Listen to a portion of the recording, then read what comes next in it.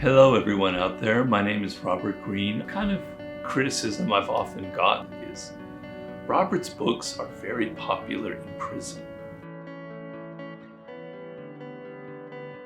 Hello everyone out there, my name is Robert Greene. I'm the author of several books. My first one is perhaps the most famous one, The 48 Laws of Power. I've also written The Art of Seduction, The 33 Strategies of War. I co-wrote a book with the rapper 50 Cent called The 50th Law. I did a book called Mastery, Another Laws of Human Nature. My most recent book, The Daily Laws.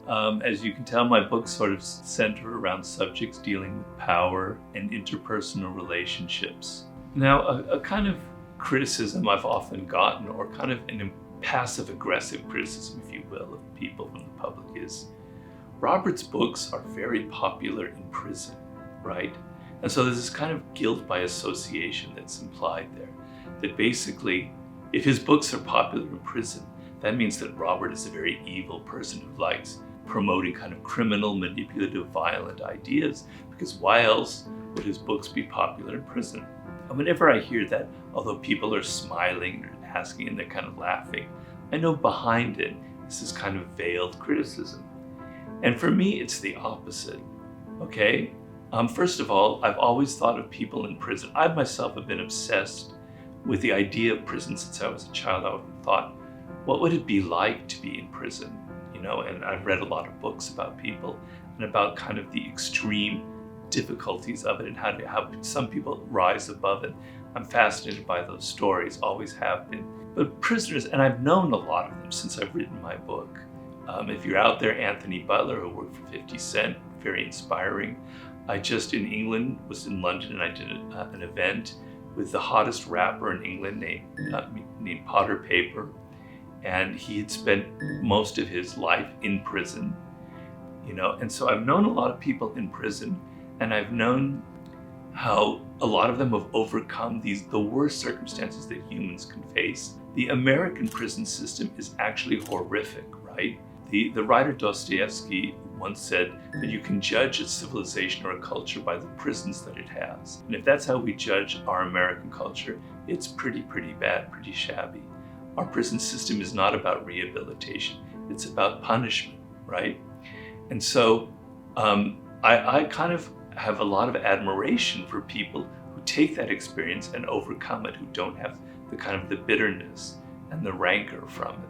And so I don't look at it, also these are human beings, you know, and therefore the grace of God go you and I. If circumstances had been different, I myself could have gotten in trouble. I myself could be in prison, right? So we all have that shadow side.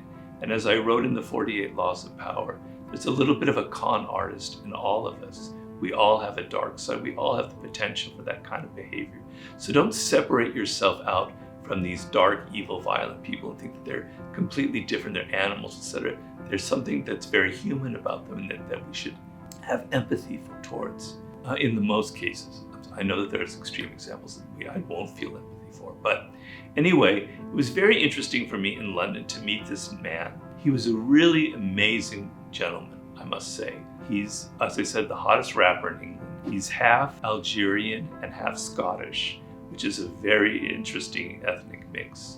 And anyway, he was one of the most interesting people I've met in a long time. He said he read my books in prison and they helped him a lot, not in becoming violent or taking over or pushing people on or manipulating, but in gaining control of himself and understanding all of the different power dynamics going on in the English prison system. And anyway, he was really this open person that wanted to learn, and he wanted to meet me, perhaps to establish a kind of relationship, and maybe I could mentor him, although he's very smart, and I'm really encouraging him to write a book, because he'd write a great book.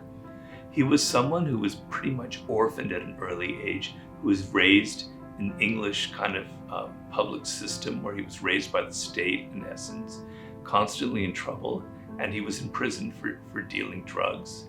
Relatively minor offenses, but he spent years in the prison system. And what struck me was that how rare it is. He wanted to learn. He was interested in my ideas about music, my ideas about history. He was kind of soaking it up. And I go, how rare is it in the world today when I meet all kinds of very powerful CEOs, athletes, and entertainers? They're not really open to new ideas. They think they know the answer. They want me to kind of tell them what they already know. And I could tell right away that this gentleman was completely different. He didn't have that kind of arrogance where I'm asking you a question for advice, but I really want to hear what I want to hear, right? And sometimes I kind of contradicted him. He didn't get defensive or angry. He was just really interested and excited.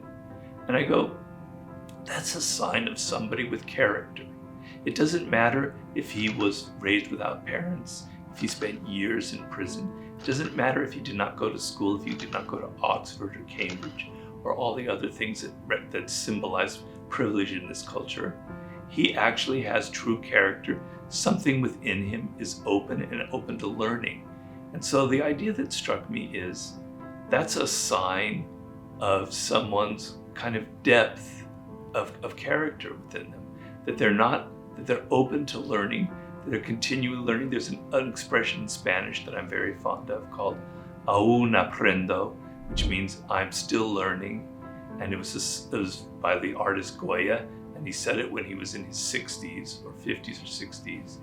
Aún aprendo, I still am learning. And I just was struck by the fact that someone from such a difficult background had this quality of character, and it made me realize how rare it is in this world and how I wish there were more people like that who had that kind of open spirit.